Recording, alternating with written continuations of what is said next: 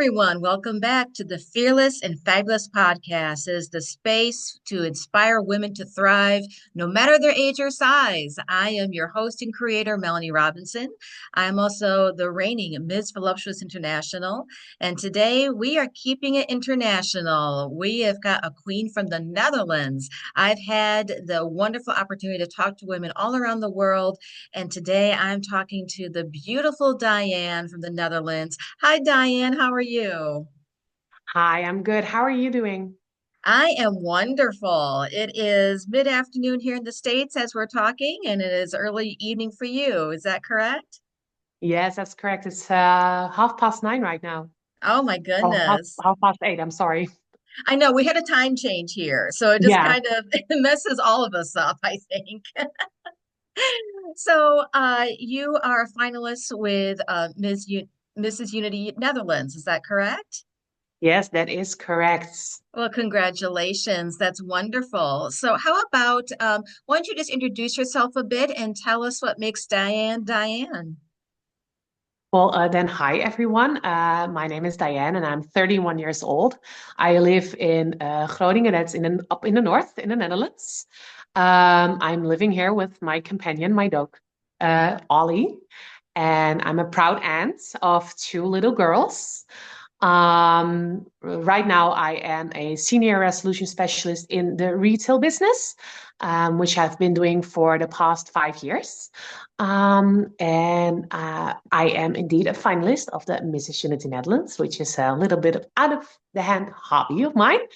Um, and right now, I am diving into my advocacy, which is standing for the stigma around borderline personality disorder, which I stand for proudly because I am a person with uh, the borderline personality disorder, which I got at the age of 18. I got the diagnosis.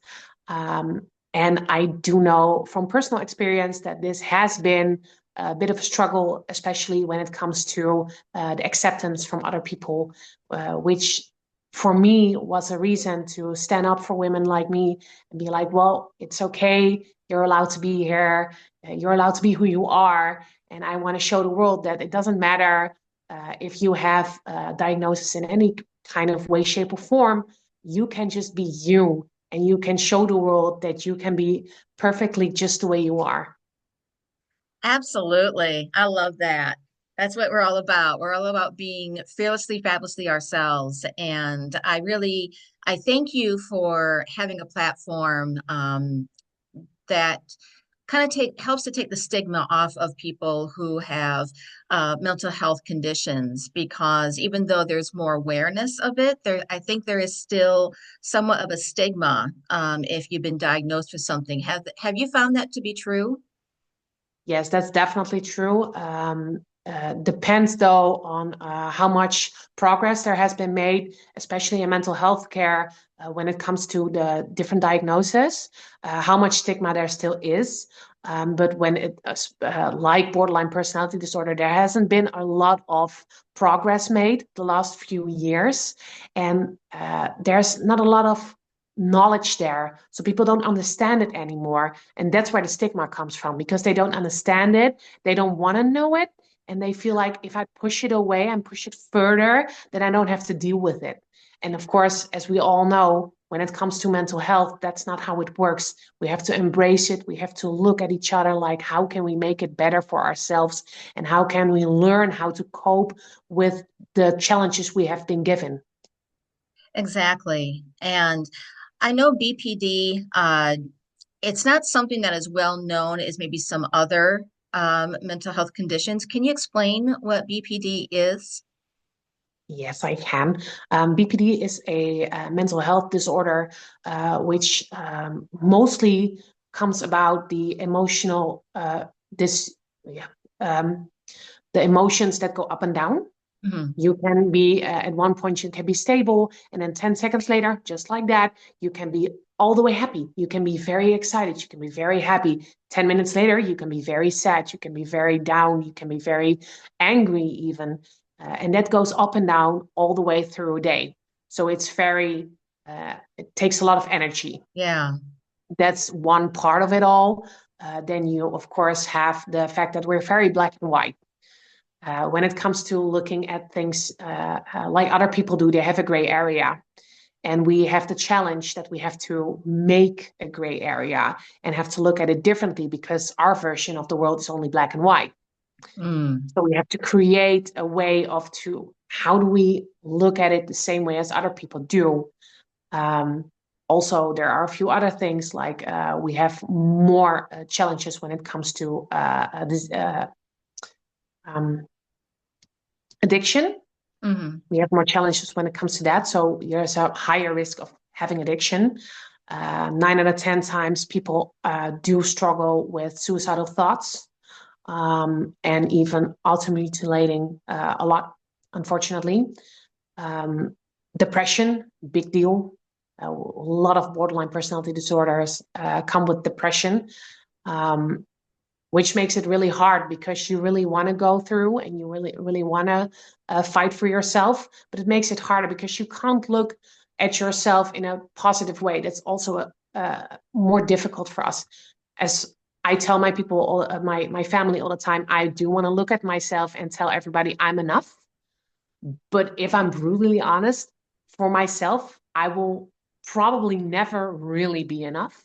Because if I look at myself, I'm always too much criticizing myself all the time, which makes it more difficult because, especially when it comes to this hobby, you have to have a little bit of energy and you have Yeah. to, a type of energy, a type of look at yourself a little bit more. Um, that you have to look at yourself like, okay, well, I can do this. I'm able to do it. I'm good enough, and I will be good enough. But if I'm doing this the way I'm doing it right now, I have to tell myself every day, like, okay, this is fine. It doesn't have to be perfect. It doesn't have to be brilliant. You're fine if you're just doing it all you can. Hmm. That's enough. You don't have to be the best at everything. In my mind, I have to be the Yeah. best because otherwise I'm not enough.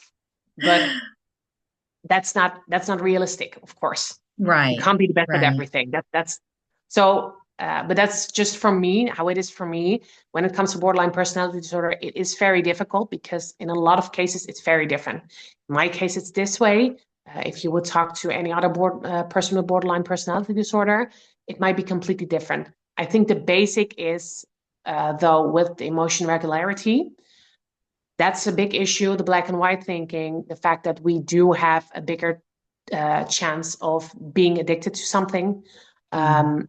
And we also have unstable relationships because we pull and push. That's something we do a lot. I've done it myself, unfortunately. Mm. uh, but it is a challenge. You have to find a balance. It's the whole disorder is about finding a balance, and we have struggles with finding a balance in its whole. And I think, I mean, my goodness, when and thank you for sharing that because I can imagine a lot of people don't quite understand what borderline personality is and what it might look like.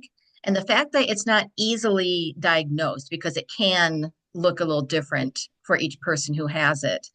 Uh, the fact that, everyone has highs and lows. I mean, everyone goes through it.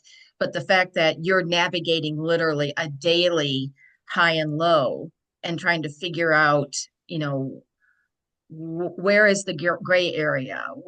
I don't have to be so, you know, hard about this or so hard about that. I can find a gray area amongst, the daily life people Yeah. have because we all have daily struggles. So to add that on top of it, I imagine can be very challenging. Yes, and especially when it comes to having a normal job. I've Mm, heard with a lot of mental health workers, they've told me that they've had a hard time believing that I even have the disorder because I'm able to keep a job and doing the job the way that I'm doing it, even promoting myself inside of the organization I'm working at. Um, they say it's 9 out of 10 times it's very hard for a person with this disorder to keep a steady job because of the fact that we are so high and low all the time and that we can't find a gray area and that we can be explosive sometimes. And it can be in a good way, but it could also be in a bad way. You never know Hmm. which way it's going to go. And to keep it all in check all the time, especially when it comes to a job, um, it is quite hard. Yeah, So everybody with disorder who's looking right now and who does keep a steady job and does keep it going, and it doesn't have to be perfect all the time, but the fact that you're doing it is amazing on its own. exactly.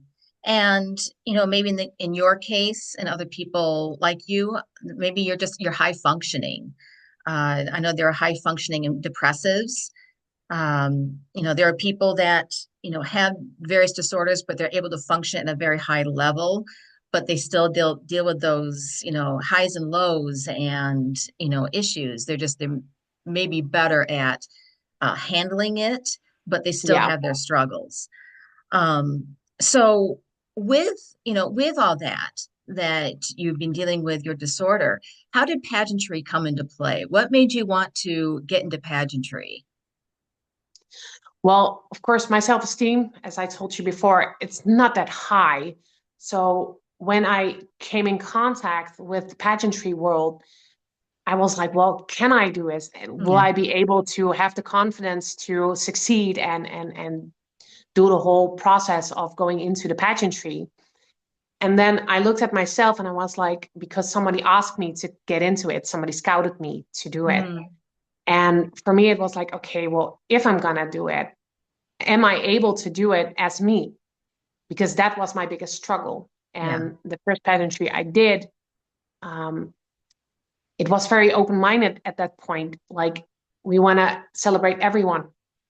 So then for me, it was like, okay, am I going into the rabbit hole of telling the Mm, world, okay, this is me with the personality disorder and really showing everyone, okay, this is what I'm struggling with. Am I going to do this or not? And then at some point, I realized it took me, I think, 2 months to decide if I was really going to do it. Um, and then at some point, I was like, well, if I'm not going to do it, if I'm not going to show the world, you're able to do this, it's fine. You can do whatever you want to do, even with a disorder like this. It doesn't matter as long as you try your best, it's fine. yeah, Who's going to do it? Because exactly. yeah, if I look at the pageantry world, I mean, there's a lot of development there, and there's a lot of beautiful women, and there's so much more going on right now, and we see so much progress. But this small thing hasn't happened before. I haven't heard about this at all. I was like, well, if I'm going to do it, then I might as well be the first. And I think that's amazing because I live by the mantra of if you can't see her, you can't be her. And for you to be so open about this, especially in pageantry, I'm thinking about all the girls and women who may be in the same situation and they see you doing it and they may be, doubting themselves of being able to be truly who they are. And the fact that you're out there and you're doing it, I think is so inspirational. Yeah, I can even, with honesty, tell you that there have been women who have even contacted me about it, been like, well, how do you do it? I was like, well, Mm, it's really, yeah, it's a little bit of, cliche, but you just got to do it. And yeah. you have to jump in with both feet and gonna be like, well, Hmm. I'm just gonna try. And if I fail, I fail. It's fine. If you fail, it doesn't matter. You tried. And Yeah, that the fact that you're trying, that's the win. exactly. Exactly. That is the definition of being fearless right there. Right there. Just jumping in with both feet and just giving everything you have. And if you fail, so what? I really have learned from my own failures that I'm only going to grow from there. Uh, has that been true for you as well, that you learn from your failures? Oh yes, most definitely. I've had a few of them in my life, unfortunately, Yeah, but we all do. we all have them. I may have bumped my head a little bit more than some other people would have, but that's also the learning curve I've had in my life.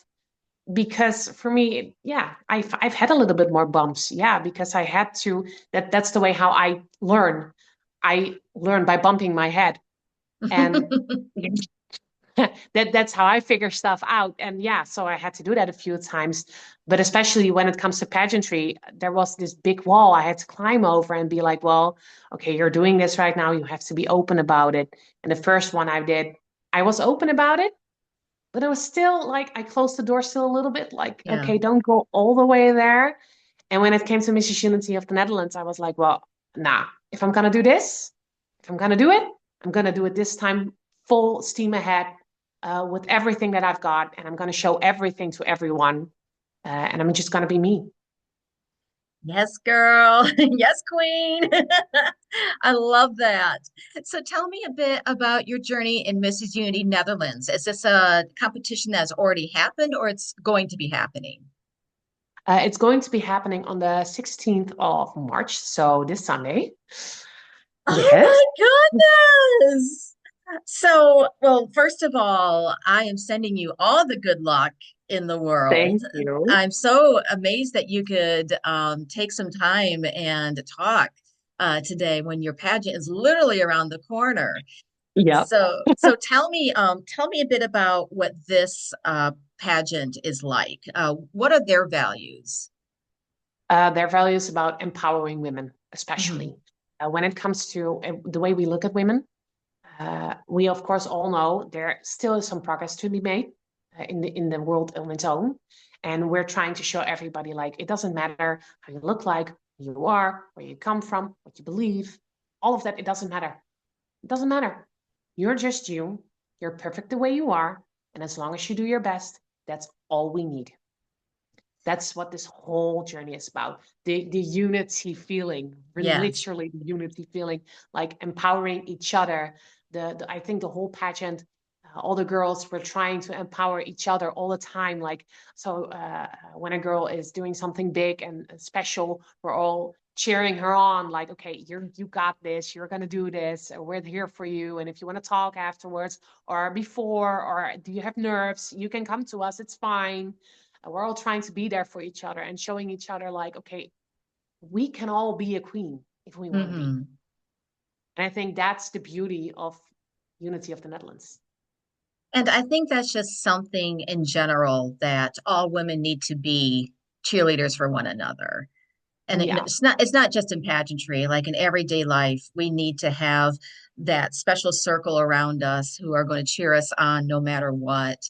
And for me, I really value my friendships with women in my life because I have found that my circle, no matter what's going on in my life, they're always there. And I always try to pass it back to other women who need it too. Uh, what does it mean to you to be a finalist for this amazing organization? Well, what it means to me is it's double-sided for me. For me, it's also in one shape or form, it's showing myself I can do it, and that again that I'm enough, and that it's Yeah. okay, and that I'm here, and that I'm enough. On the other hand, it's also showing the people around me that I got this. And especially when it comes to women empowerment, it's also a little bit because, unfortunately, in my life, I've had a best friend, but she passed away, I think it's now 7 years ago, Mm. almost. And we were always talking about stuff like this, like pageantry and everything. And we were like, well, if we're ever going to do it, if we're ever going to be able to do it, we got to stick to each other and we're going to do this together and we're going to show everyone we got this. Yeah. So in my mind, it's also a little bit for her, like making her proud and showing her I've got this for the both of us. I first of all, I'm so sorry about the loss of your friend, and Thank you. I'm sure that her spirit is with you all the way, and she's going to be there cheering you on. I'm Yes. positive because you have such a light, you have such a glow within you that I can see, just through this screen. Uh, what are you going to be thinking about when you take that stage? A cliche maybe, but I'm gonna think about my baby nieces. I want to be a person for them to show them I got this. Your auntie got this, and if your auntie can do it, So can you if you want to do it when you grow up. You can do anything you want to do. And I'm gonna all in my mind, the only thing I'm gonna be doing is like I'm gonna make them proud. And then afterwards I'm gonna show them because the oldest one, she loves it. She loves the whole thing. She's like, oh, my aunt's gonna be a princess. And I'm like, yeah, sure, yeah, I'm gonna be a princess. So I'm showing her afterwards, like, okay, this is my dress, and this is the pictures, and this is how Auntie did it. And um, I'm gonna keep them with me on the stage in my heart, in my mind, and making them proud. And I'm so excited for them because for them to see you realizing a goal, that's going to leave such a big impression for them.